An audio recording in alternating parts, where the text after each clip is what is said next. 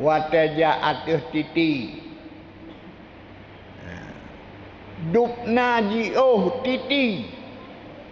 Titi naik menau 5,000 ton. Datar 5,000 ton. Turun 5,000 ton.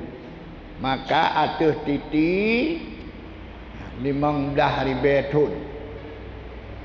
Sabah pendapat tu turun 5,000 tahun, datar 5,000 tahun, naik 5,000 tahun. Sabah pendapat tu ke 5,000. Cuman menyoleh ribeton. Ribeton tikurung ribeton atas titi yang titinya atas neraka Jahannam pakai banda aja. Sebahagian ja ngan siklap lagi burak terbang.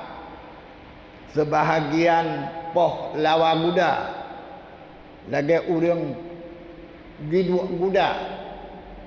Yang sebahagian na yang mesuk-mesuk ladong tersirup lam apui neraka.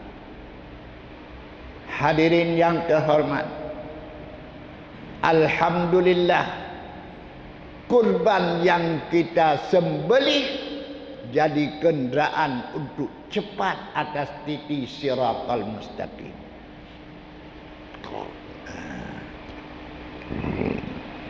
Cuman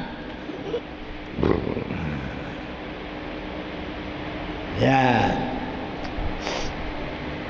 innallaha thayyibun.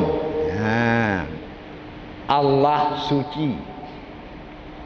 La yaqbalu illa thayyibat. Hana getuang dari Tuhan kecuali yang suci. Tafsir kurban.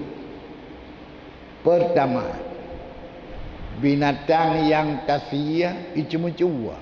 Kalau katanya cuma-cua. Ya. Jis cuma-cua. Kameng tanyawa. Campli kumpul jis campli gop, kacang gop, oranuk gop, tenaman gop, nganyan tak besarkan. Tak bayu hana.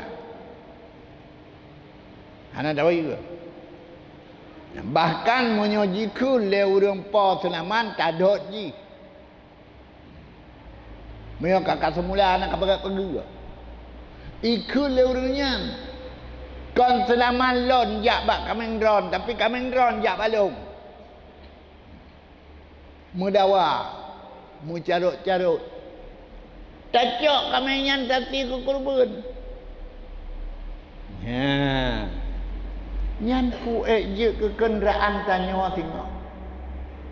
Innallaha tayyibun la yaqbalu illa thayyiban. Karena ketua Tuhan kecuali yang God. Ya, menanjit lemah. Pelong yang binatang tasiyahnya adalah ada cua atau tabla dengan peng hana halua. Itu perigop. Bak tanya yang nakit pen sabu-sabu. Abla lemah. Yang pujuk ke kurban